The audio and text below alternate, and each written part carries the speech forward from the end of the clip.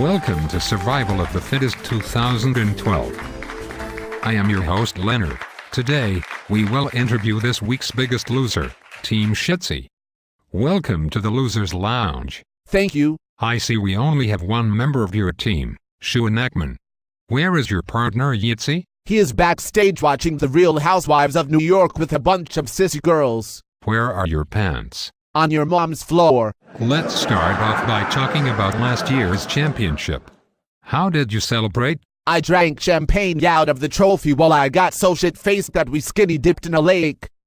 I meant I went skinny dipping in a lake. And what did your partner Yitzy do? He caught up to season 7 of Project Runway. Do you feel you will repeat last year's championship, or was it a fluke? It was a fluke. Well, that is all the time we have here today.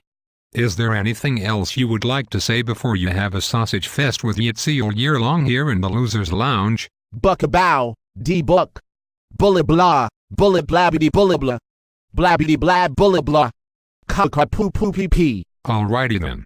Well, just like you cannot spell the word elite without the word Eli, you cannot spell the word shitsy without spelling shit.